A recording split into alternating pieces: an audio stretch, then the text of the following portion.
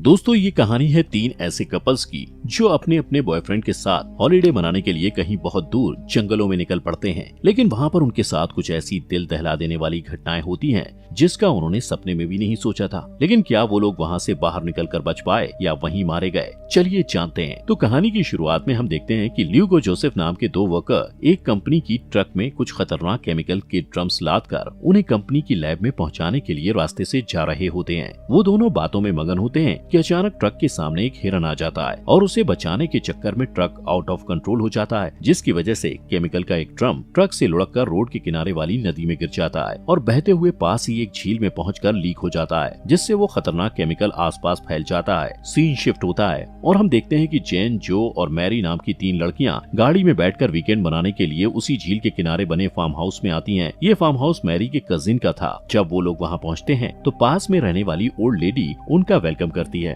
और किसी दिन उन्हें उनके यहाँ ब्रेकफास्ट पर आने के लिए कहती है। घर के अंदर पहुंचकर जेन अपने बॉयफ्रेंड सैम को मैसेज करना चाहती है पर फोन में नेटवर्क नहीं आता। मैरी उसे सैम से बात करने से मना करती है। मैरी कहती है कि हम यहाँ ट्रिप पर आए ताकि इन सब चीजों से दूर रह सकें। तभी जो आती है और नेटवर्क न होने के कारण वो भी अपसेट दिखती है। तब मैरी उन दोनों को समझाती है कि वो सब यहाँ वीकेंड बनाने आए हैं और साथ में टाइम स्पेंड करने आए, इसलिए उन्हें फोन चलाने या अपने बॉयफ्रेंड से बात करने के लिए परेशान नहीं होना चाहिए। इसके बाद वो तीनों स्विम करने झील पर जाती हैं। जब वो झील किनारे धूप ले रही होती हैं तो उन्हें वीवर के लिए बनाया हुआ लकड़ी का डैम दिखाई देता है। वो स्विम करती हुई डैम के पास जाती हैं ताकि उन्हें वहाँ कोई वीवर दिख जाए, पर वहाँ कोई वीवर नहीं दिखता। लेकिन लड़कियों पर ग्रीन कलर के कुछ निशान दिखते हैं। उन्हें कुछ समझ नहीं आता और वो वापस किनारे की तरफ आ जाती हैं। तभी उन्हें झील के बाहर एक बड़ा भालू दिखता है जिससे वो डर जाती हैं। उसी वक्त वहाँ एक शिकारी आता है जिसका नाम स्मिथ था और वो अपनी गन से इस भालू को डराकर वहाँ से भगा देता है। फिर उनसे पूछता है कि वो लोग यहाँ क्या करने आए थे। जवाब में जेन कहती है कि वो बीवर को देखने आए थे लेकिन उन्हें कोई बीवर नहीं दिखा। स्मिथ उनसे कहता है कि उन्हें जानवरों से दूर रहना चाहिए क्योंकि अगर उन्होंने किसी जानवर के साथ छेड़छाड़ की तो जानवर उन पर हमला कर देंगे। उसके बाद स्मिथ उन्हें पूरे कपड़े पहनने के लिए कहता है और वहाँ से चला जाता है। रात में लड़कियाँ केविन पर एक गेम खेलते हुए बियर पीती हैं, साथ में पॉपकॉर्न खाती हैं। वो लोग एंजॉय कर रही होती हैं। तभी उन्हें बाहर से कुछ अजीब आवाजें सुनाई देती हैं। जो चेक करने के लिए बाहर जाती है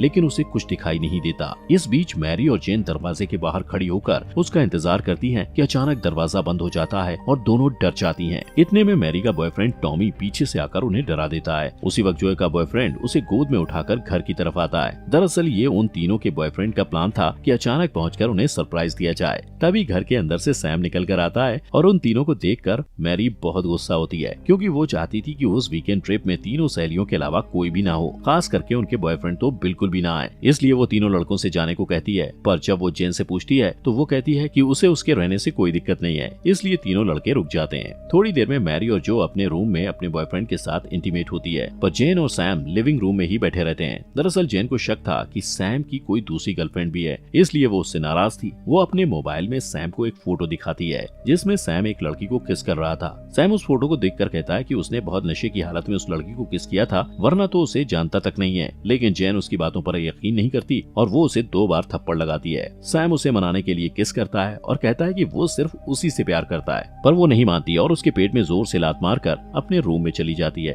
थोड़ी देर बाद वो नहाने के लिए बाथरूम में जाती है लेकिन उसे बाथटब में कुछ अजीब सी आवाज सुनाई देती है जिसे वो बग का कोई मजाक समझकर इग्नोर कर देती है। लेकिन जैसे ही वो बाथटब में जाने के लिए पर्दा हटाती है उसे बाथटब में एक बीवर बैठा दिखाई देता है जो उस पर अटैक करने वाला था। वो डर कर बाथरूम से निकल जाती है और लिविंग रूम में रोते रोते सैम को बताने की कोशिश करती है। इतने में शोर सुनकर बाकी लोग भी अपने कमरों से आ जाते हैं। वो सबको बताती है कि उसने बाथरूम में एक बीवर देखा है, तो सब उसका मजाक उड़ाने लगते हैं। तब वो नाराज होकर सबसे बाथरूम में जाकर देखने को कहती है। सारे फ्रेंड्स बाथरूम में जाते हैं। सैम सबसे आगे था। उसके हाथ में बैट होने के बावजूद वो नर्वस लग रहा था। टॉमी उसके हाथों से बैट ले लेता है पर उसे बीवर दिखाई नहीं देता और बक मजाक उड़ाने लगता है कि तभी अचानक बीवर निकलता है जिसकी वजह से बक हड़बड़ाकर जमीन पर गिर जाता है। टॉमी उस बीवर को बैट से मार डालता है, फिर उसे एक प्लास्टिक बैग में भरकर घर के बाहर फेंक देता है। फिर सब लिविंग रूम में बैठकर बीवर के बारे में बात करते हैं कि वो घर के अंदर कैसे आया। सबकी राय थी कि वो एक नॉर्मल बीवर था जो खाने की तलाश में आया होगा, जबकि मैरी और जेन का मानना था कि वो नॉर्मल बीवर नहीं था क्योंकि उसने जेन पर हमला करने की कोशिश की थी। जेन इस घटना से काफी डरी हुई थी। वो सबसे वापस चलने को कहती है, लेकिन सब कहते हैं कि रात ज्यादा हो गई है और फिलहाल हमें सो जाना चाहिए। इसके बाद सब सोने चले जाते हैं। अगले दिन सुबह हंटर स्मिथ भालू को पकड़ने के लिए जाल बिछाता है, तभी उसे किसी जानवर के उर्राने की आवाज सुनाई देती है। वो इधर उधर देखता है पर उसे कुछ दिखाई नहीं देता, तो वो फिर से अपने काम में लग जाता है। इधर सारे फ्रेंड्स स्विमिंग के लिए निकलते हैं, पर विस्पर को उस बैग में नहीं देख सब चौंक जाते हैं। टॉमी कहता है कि शायद उसे कोई जानवर उठा ले गया होगा। जेन थोड़ा अपसेट होती है, पर सैम के कहने पर नॉर्मल हो जाती है। जोए और बक स्विमिंग के लिए बहुत एक्साइटेड होते हैं और सब लोग इकट्ठे झील पर जाते हैं। टॉमी, जोए और बक झील में उतरकर स्विमिंग करने लगते हैं। वो जेन को भी बुलाते हैं, पर उसे लगता है कि पानी में बीवर होगा, इसलिए मना कर देती है। उधर सैम मैरी से पूछता है कि जेन को उसकी दूसरी गर्लफ्रेंड के बारे में कैसे पता। मैरी कहती है कि अगर वो जेन को सैम की सच्चाई बता देगी तो वो उससे नफरत करने लगेगी, इसलिए वो उसे कुछ नहीं बताती। फिर सैम मैरी से फ्लर्ट करने लगता है। टॉमी ये देख लेता है पर उसे कुछ नहीं कहता और फिर जेन को स्विमिंग के लिए बुलाता है। जेन झील पर उतरने ही वाली होती है कि तभी झील के अंदर बक के पैर में बीवर काट लेता है और टॉमी को भी हल्की सी खरोंच लगती है। सब लोग डर कर किनारे की तरफ आते हैं। इतने में एक बीवर बक के कंधे पर काटता है। टॉमी अपने दोस्त को बचाने के लिए उस बीवर को पकड़कर दूर फेंक देता है। मैरी हैरान होती है क्योंकि बीवर किसी इंसान पर अटैक नहीं करते, पर उनके पास सोचने का टाइम नहीं था क्योंकि बक का काफी खून बह चुका था। टॉमी खून का बहना रोकने के लिए उसके जख्म पर जोए के डॉग का सुसु लगाकर पट्टी बांध देता है। इस बीच जेन दौड़कर केबिन में जाती है ताकि फोन लगाकर किसी को बुला सके, पर वो देखती है कि बीवर्स ने लैंडलाइन कनेक्शन को काट डाला था। तभी वो बीवर जिसे टिमी ने पिछली रात बैट से मारा था, जेन के पैर को काटने की कोशिश करता है, पर जेन फुर्ती से उसे उठाकर फेंक देती है और एक चाकू उठाकर टेबल पर चढ़ जाती है। उधर झील किनारे ढेर सारे बीवर्स उन सबको घेर लेते हैं। बचने का कोई रास्ता नहीं देखकर सैम जोए के डॉग को पानी में फेंक देता है और सारे बीवर्स उस डॉग के पीछे पड़ जाते हैं और सारे फ्रेंड जल्दी से तैरकर झील के बाहर निकल आते हैं। जोए अपने डॉग को बीवर्स का शिकार होते देखकर रोने लगती है। उधर किचन में बीवर के अटैक से बचते हुए जेन उस पर चाकू से वार करती है और उसको मारकर अपने दोस्तों के अंदर आने के लिए दरवाजा खोल देती है। सब लोग इस बात से परेशान होते हैं कि आखिर टॉमी के हाथों मरा हुआ बीवर जिंदा कैसे हो सकता है। तब जेन कहती है कि असल में वो बीवर ठीक से मरा ही नहीं था। इस पर सैम किचन से चाकू लाकर उस बीवर का गला काट देता है। इस बीच टॉमी फोन के कनेक्शन को चेक करता है पर उसे खराब देखकर निराश हो जाता है। जोए सैम पर गुस्सा होती है कि उसके डॉग को मरने के लिए बीवर के हवाले किया गया था।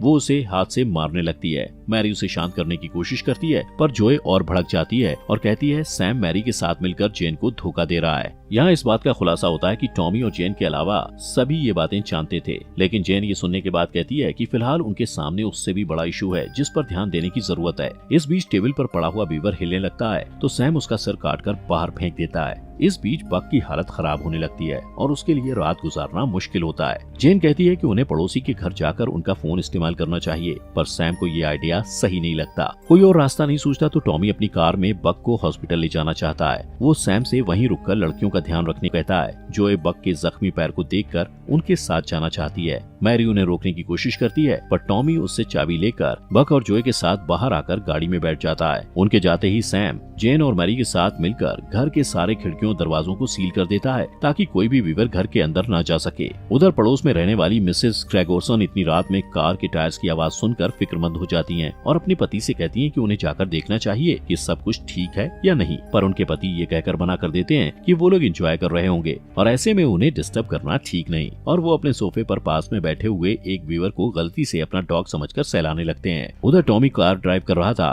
कि उसे सामने कुछ पेड़ गिरे हुए दिखाई देते हैं। वो परेशान हो जाता है और उसे लगता है कि ये सब उन्हीं वीवर्स की वजह से हो रहा था। तभी उसकी नजर पास में खड़े एक ट्रक पर पड़ती है। वो जल्दी से उस ट्रक में जाकर देखता है। उसे वहाँ एक कुल्हाड़ी और कुछ गन्स मिलती हैं। वो कुल्हाड़ी जोए को देकर उसे केबिन में वापस जाने को कहता है और खुद पैदल चलकर कहीं से मदद मांगने का प्लान बनाता है। पर तभी एक पेड़ जिसे वीवर्स ने काट कर खोखला कर दिया था टॉमी के ऊपर गिरता है और वो तुरंत मर जाता है। जोए अपने दोस्त को मरा हुआ देखकर रोने लगती है कि अचानक एक वीवर उस पर अटैक करने वाला होता है, पर तभी स्मिथ वहाँ पहुँचता है और अपनी गन से वीवर को शूट कर देता है। फिर वो जोए और बक को अपनी ट्रक पर बिठाकर उन्हें वापस उनके केबिन की तरफ ले जाता है। इधर सैम, जेन और मैरी केबिन को पूरी तरह से बंद करने में बिजी होते हैं, जबकि वीवर्स केबिन के अंदर घुसने की जी तोड़ कोशिश करते हैं। पर जैसे ही स्मिथ जोए और बक के साथ आता है, सारे वीवर्स भाग जाते हैं। सैम और लड़कियों ने अंदर आने के सारे रास्ते ब्लॉक कर दिए थे, इसलिए अब उन्हें अपने दोस्तों के लिए फिर से खोलने में दिक्कत हो रही थी। इस बीच सारे वीवर्स भी वापस आ जाते हैं और मजबूरन जोए और बक को स्मिथ के साथ अपने पड़ोसी ग्रेगोरसन के यहाँ जाना पड़ता है। पर वहाँ जाकर उन्हें पता चलता है कि मिस्टर ग्रेगरसन मर चुके हैं और बीवर्स ने फोन लाइन को भी काट दिया है। इधर मैरी बीवर्स के बारे में एक बुक पढ़ती है और सैम उसे ज़ॉम्बी बीवर्स के बारे में पढ़ने को कहता है, पर फिर से सैम की बेवफाई का जिक्र होने लगता है तो मैरी जेन से माफी मांगती है। सैम कहता है कि फिलहाल हमें रिलेशनशिप की बजाय अपनी जान बचाने के बारे में सोचना चाहिए। इधर स्मिथ को छत पर मिस्टर ग्रेगरसन की बॉडी मिलती है। वो जोए से कहता है कि फिलहाल वो लोग सेफ हैं, पर बक को हॉस्पिटल ले जाना नामुमकिन है, पर वो ये भी कहता है कि वो उसका असरदार घरेलू इलाज कर सकता है। इस बीच केबिन में जेन अचानक बीवर्स के जैसे ज़ॉम्बी में बदल जाती है और मैरी पर अटैक कर देती है। मैरी डर के मारे चीखती हुई उसे धकेलकर खुद को बचाती है, पर जेन के मुंह से कुछ थूक मैरी के मुंह में चला जाता है। वो बेड से निकलकर साइड में खड़ी हो जाती है। तभी सैम आकर जेन को बेड से मारता है। उधर स्मिथ बक का इलाज शुरू करता है, पर बाहर से आने वाली आवाज से उसका माइंड डाइवर्ट होता है और वो देखने के लिए खिड़की की तरफ जाता है। तभी बक अचानक ज़ॉम्बी में बदल जाता है और पीछे से स्मिथ पर अटैक कर देता है। स्मिथ को बचाने के लिए जोए बक को गोली मारने के लिए निशाना लगाती है, पर गलती से स्मिथ को गोली लग जाती है। फिर जोए तुरंत दरवाजा खोलकर बाहर भागना चाहती है,